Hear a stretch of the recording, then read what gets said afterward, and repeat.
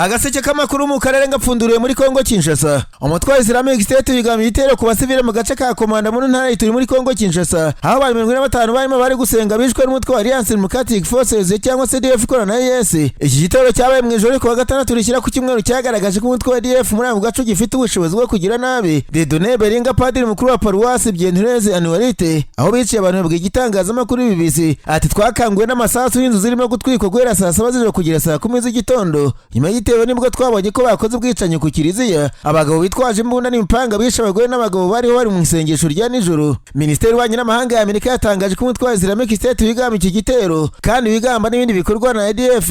Kuva AES yakwemera ADF nk'umwe mu mitwe yigize. Kuva muri 2012 ingabo za Kongo n'iza Uganda zifatanije mu bitero byo guhiga umutwe wa ADF mu ntara ituri ihana imbibi na Uganda. Gusa igitero cya Komanda cyerekana ko umutwe uvuga ukomoka muri Uganda izi ngabo zitarashobora kurandura. Moise Katumbi mu bakuriye abatavuga n'ubutegetsi muri Kongo Kinshasa yavuze ko ubwicanyi bwa Komanda bugaragaza nanone kubura k'ubutegetsi bwa Kinshasa bugenzura cyane cyane muri Burasirazuba bwa Kongo. Igisirikare cya Kongo cyo cyatangaje ko igitero cyashobotse kubera ko ari bamwe mu baturage ba Komanda bafashe umutwe wa ADF.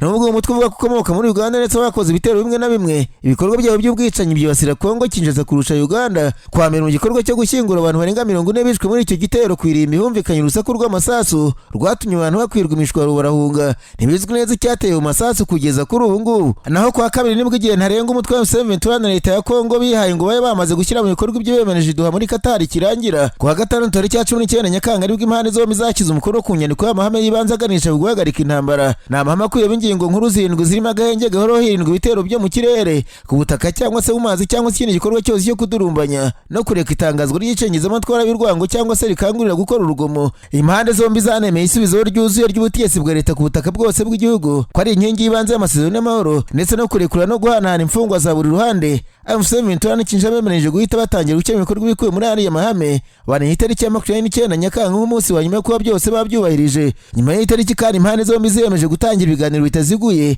hagamije gutangira ibiganiro ku masezerano y'amahoro bitarenze ku itariki 8 Kanama. Naho amasezerano y'amahoro akaba yagizweho bitarenze itariki ya 17 ku kwezi.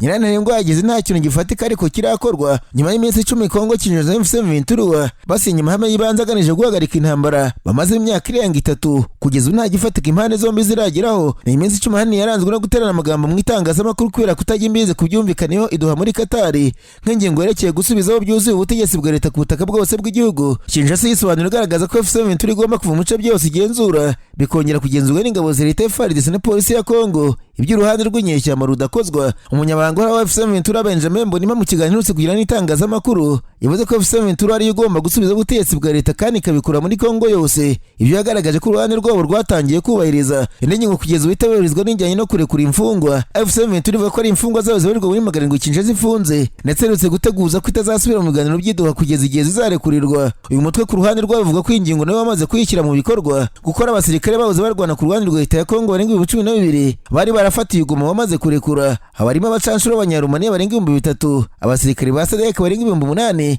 n'aba FARDC barenga 1,400. Ikindi impande zombi zananiwe gushyira komisiyo zihuriweho na CICR yagomba kuzifasha guhanahana imfungwa. Hagati mu minsi 10 ishize hagiye humvikana imirwano itandukanye yagiye ihanganisha M23 n'imitwazo y'indirwana ku ruhande rwa leta. Imirwano M23 igera uduce dushya tumwe na tumwe by'umwihariko two muri teritwari ya Masisi. Mu yandi makuru ariko ingabo za Kongo Kinshasa FARDC ziyemeje guhiga inyeshyamba za ADF zisha abaturage 45 n'ubwicanyi bushya bw'ubugome bavuga ko budashobora kwihanganirwa bwakozwe mu ijoro kwa gatandatu rishyira ku cyumweru ahitwa Komanda muri teritwari ya Irumu ntara ituri. Mu gihe bari mu masengesho mu rusengero rwabo byibuze abasivile 40 bishwe bikabije batemeguwe n'inyeshyamba za ADF zifitanye isano leta ya Kisilamu. Abandi benshi barakomeretse bikabije nk'uko byatangajwe ku mugaragaro na FARDC mu itangazo ryasuye ku cyumweru.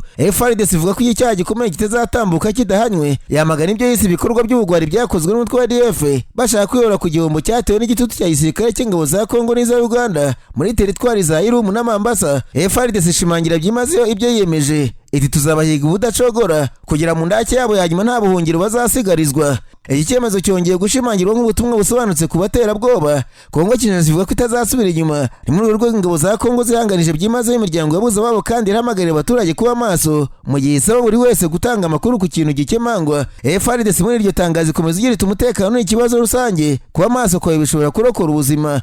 Barasaba kandi ubufatanye n'abaturage bagahuriza hamwe mu kurwanya umwanzi rusange wishe inzirakarengane ndetse agatwika nabo basengeraga. Hanyuma kandi umutwe wa FNL uyobowe na Colonel Innocent Kayinahoze mu basirikare itangazamakuru umutwe wa M23 wamaganye wivuye mu bwicanyi imitwe wa ADF na Codeco ikomeje gukora abanyekongo mu ntara ya Ituri. Uyu mutwe wagaragaje uburakari nyuma y'igitero ADF yerutse kwiciramo abantu barirwa hafi 50 mu mujyi wa Bunia muri teritwari ya Irumu. Ni igitero umutwe urwanya ubutegetsi bwa Uganda wagabye mu rukera rwo ku cyumweru tariki ya 27 wicira mu kiliziya abantu harimo abagore n'abana. FNLC mu itangazo yasohoye ku wa mbere yagaragaje ko abishwe biganjemo abanyekongo bavuga ururimi rw'ikinyarwanda n'ubwoko bw'abahema. Uyu mutwe urwanya ubutegetsi bwa leta ya Kongo Kinshasa kandi bagaragaje ko bari abaturage bishwe ingabo za kiriya gihugu zirebera.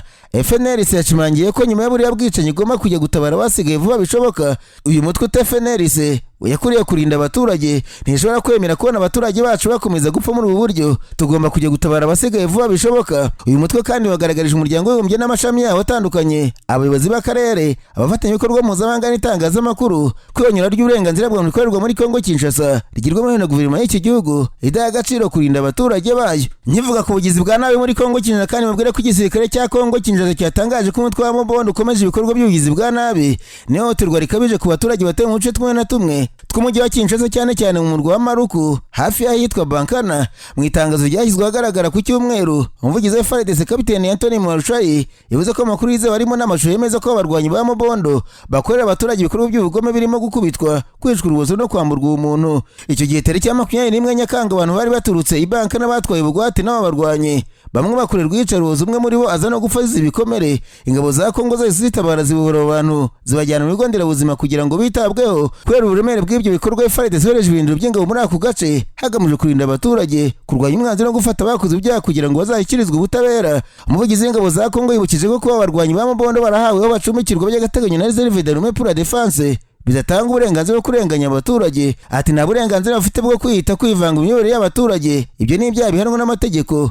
FARDC yemeje ko izakoresha inzira zose zemewe n'amategeko mu kugarura ituze, kurinda abaturage no guhashya buri mutwe w'inyeshyamba ushaka guhungabanya umutekano muri ako gace kazwiho kugira umutekano muke utezwa n'abitwaje intwaro. Naho kuwa mbere hongeye kugaragara ituze mu mudugudu wa Karinga mu gace ka Banamurera muri grupoma ya Kisimba muri teritwari ya Walikare ni muri Kivu Amajyaruguru, nyuma y'imirwano yabaye mu mpera z'icyumweru gishize hagati y'inyeshyamba za FC23 n'umutwe wa Wazalendo. Amakuru agera ku kinyamakuru Actese davuga ko inyeshyamba za FC23 zavuye muri Karembe Karonge zagabye igitero ku birindiro bya Wazalendo i Karinga kuwa gatandatu mbere yo gusubizwa inyuma. Imirwano ivuga mu gihe ibiganiro bikomeje kubera Doha muri Qatar hagati ya leta ya Kongo n'inyeshyamba za M23. Impande zombi zashyize umukono ku itangazo ry'amahame asaba ko imirwano ihagarikwa byihuse, ariko umutwe wa M23 ukomeje kumvikana mu mirwano hato na hato n'inyeshyamba za Wazalendo ziterwa inkunga na leta ya Kinshasa. Nararanganije amaso ibinyamakuru byandikirwa muri Uganda. Abanyamakuru bakize amakaramu ku mpapuro barandika. Abanyasenguzi ba politiki ya Uganda bavuze ko ubukene buri mu banyapolitiki no kuba ariyo bamwe bavana amaramuko bituma umuntu ubaye perezida w'ishyaka afatira nk'ikimata ntashake kurekura.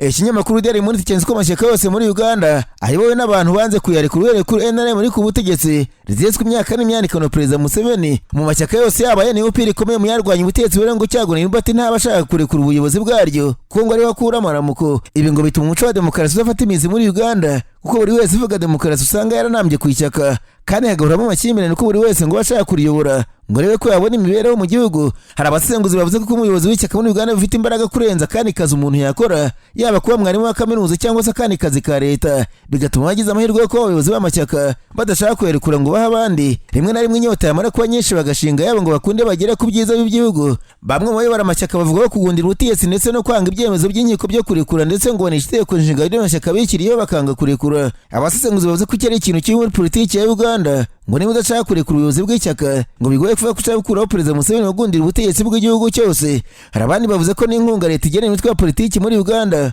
ahanini ziribwa n'abayobozi b'amashyaka, akaba ariyo mpamvu bamwe banga kwerekura ngo bagumye birira utwo tuntu. Abarimu bigisha muri kaminuza amasomo ya politiki bavuze ko imishahara ihembwa abanyapolitiki iri hejuru cyane kurusha abandi bantu muri Uganda, ndetse ngo nibyo bagenerwa bigatuma nta munyapolitiki ushaka kurekura ubuyobozi bw'ishyaka kuko kabonetse kose gahera ku bayobozi b'amashyaka ya politiki. Ubwo kutarekura ubuyobozi mu ishyaka ndetse rimwe na rimwe hakabamo n'intugunda za hato na hato bapfa imyanya, abareba ibintu ahirengeye bavuga ko bidashobora gutuma umwaka utaha haba impinduka mu gihugu kuko ntawe urajwe ishinga no kuzizana, bose bashaka kuba hafi y'igikoni bakirira. Agaseke k'amakuru mu karere ngafunikire muri Kenya. Abanyamakuru bakoze ba muri no barandika mbanzwe icyamwe ry'abamotari mu ntara Tarakaniti muri Kenya ryavumiwe guhera Vice President wa Kenya Bwana Kindiki Kiture nyuma y'uko bigaragaye ko abana muri iyi ntara bigira munsi y'ibiti n'inzu zidasakaye bicaye hasi kandi wirirwa mu ngendo z'agakungu mu ndege avuga ko ari gusura ibikorwa by'iterambere. Ikinyamakuru The City giherutse gutangaza inkuru igaragaza abantu mu mashuri muri iyi ntara biga bicaye hasi mu mukungugu, imvura yaba yaguye bakicara mu byondo. Icyababaje cyangwa ry'abamotari muri iyo ntara nuko Kindiki yabaye senateri w'iyi ntara igihe kirekire ntagire ikintu amarira abaturage, n'igihe abereye visi perezida akaba atawubakishiriza amashuri mu ntara avukamo. Icyababaje giteye inkeke nuko ngo mu ngendo Kindiki yirirwamo agenda mu ndege y'ibihumbi magana abiri by'amashiringi ku isaha,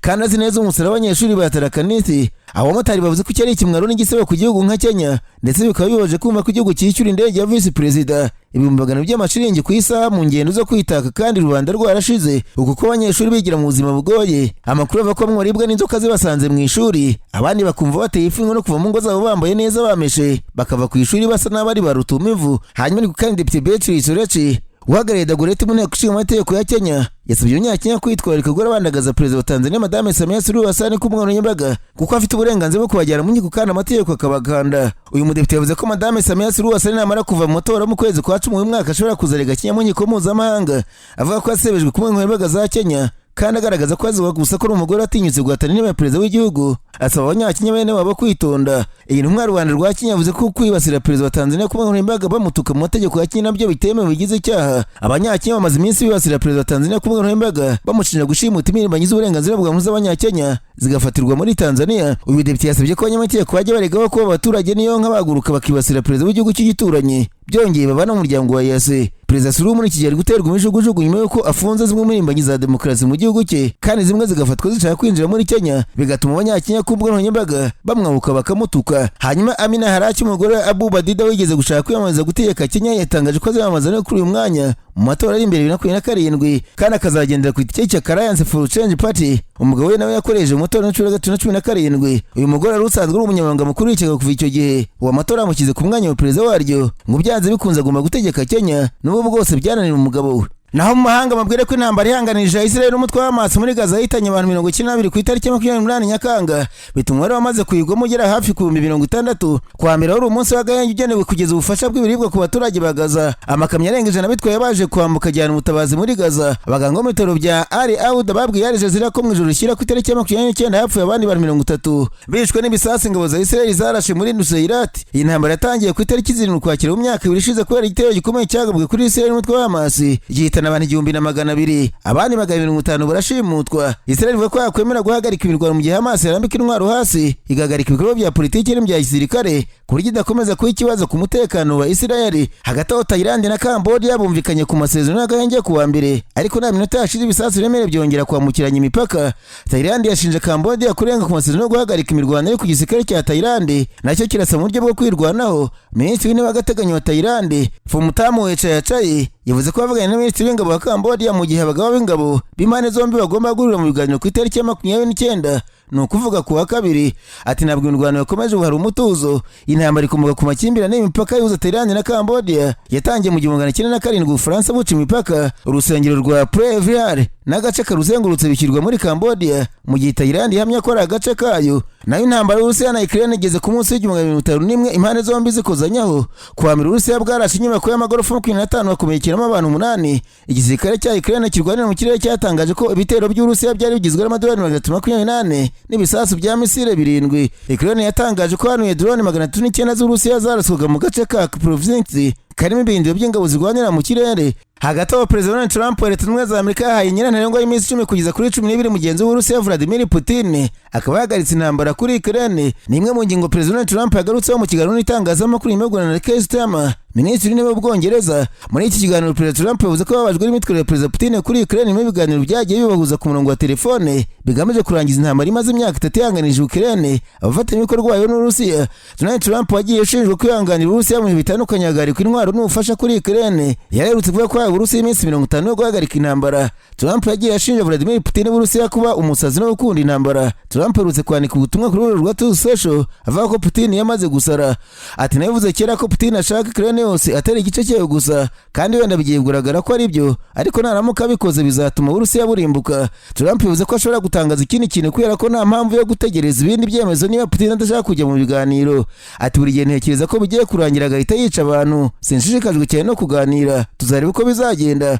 Umuyobozi mukuru bya perezida wa Ukraine Andriy Yermak yashimiye icyemezo cya Trump cyo kugabanya igihe ntarengwa cy'iminsi 50 Uburusiya ngo bwemere guhagarika intambara. Kuva muri Gashyantare 2022 Uburusiya burwana Ukraine mu ntambara yahuruje ibihugu byinshi by'inshuti kuri buri ruhande, kugeza Uburusiya bugenzura 20% bya Ukraine, harimo n'intara ya Crimea yafashwe 2014. Reka nsoze bambwira ko ababyeyi mu Bushinwa bagiye kujya bahabwa 3,300 by'amayuani, ni amadolari 500 y'amanyamerika, cyangwa se 700 by'amanyarwanda ku mwaka, kuri buri mwana uri munsi y'imyaka 3. Umuhate mushya wa leta wo gushishikariza abantu kubyara. Urugero rw'imbyaro muri iki gihugu rumaze igihe rumanuka, yewe na nyuma y'imyaka hafi 10 ishize leta ya gikomunisi ikuyeho itegeko ryo kubyara umwana umwe. Aya mafaranga azafasha imiryango igera kuri miliyoni 20 mu kurera abana, nk'uko ikinyamakuru cya leta cyabitangaje. Intara nyinshi mu Bushinwa zatangiye gutanga amafaranga mu gushishikariza abantu kubyara kurushaho mu gihe cy'igihugu cy'ubukungu bwa kabiri bukomeye ku isi cyugarijwe no kugabanuka kw'imbyaro. Iyi politiki yo guha imiryango amafaranga yatangijwe ku wa mbere, izaba byari kugeza ku 10,000 by'amayuani, ni ukuvuga amadolari 500 agera kuri miliyoni 2,100 ku mafaranga y'u Rwanda ku mwana bitewe n'akarere atuyemo. Iyi politiki izatangira gushyirwa mu bikorwa baze guhera ku ntangiriro z'uyu mwaka. Nk'uko ikinyamakuru cya leta CCTV kibivuga, imiryango ifite abana bavutse hagati ya 22 na 24 nayo ishobora gusaba guhabwa igice kuri ayo mafaranga. Ibi bikurikiye imihati itandukanye leta yo kuzamura imbyaro mu Bushinwa. Muri Werurwe uyu mwaka umujyi wa Hotu mu majyaruguru y'Ubushinwa watangiye guha abawutuye 100,000 by'amayuani, ni miliyoni zigera kuri 20 ku mwana, ku bafite nibura abana 3. Shenyang umujyi mu burasirazuba bwa Beijing uha buri muryango mayuani 500 ku mwana ku kwezi, ku muryango ufite umwana wa gatatu uri munsi y'imyaka 3. Mu cyumweru gishize umurwa mukuru Beijing wasabye leta zinara gutegura imishinga y'uburyo amashuri y'ibanze atangira kuba ubuntu. Ubushinwa ni kimwe mu bihugu bihenze kubamo ku isi mu gihe ufite abana, nk'uko bivugwa n'ubushakashatsi bw'ikigo Population Research Institute gikorera mu Bushinwa. Kurera umwana kugeza mu gihe cy'imyaka 17 mu Bushinwa bisaba ikigero cy'ibihumbi 25,700 by'amadolari y'Amerika, ni ukuvuga miliyoni zisaga 110 z'amanyarwanda, nk'ubwo bushakashatsi bwabivuze. Muri Mutarama uyu mwaka abategetsi b'iki gihugu batangaje ko umubare w'abagituye wagabanutse ku nshuro ya gatatu yikurikiranya. Muri 2024 mu mwaka ushize mu Bushinwa havutse abana miliyoni 9,52 nk'uko bivugwa n'ikigo cya leta kibarurisha imibare. Umubare warimo kwiyongera guto ugereranije n'umwaka ushize, ariko batuye iki gihugu muri rusange bo bakomeje kugabanuka. Abaturage miliyari 1,400,000 b'Ubushinwa barimo gusaza vuba, bikongera igitutu ku kibazo cyo kugabanuka kw'imbyaro.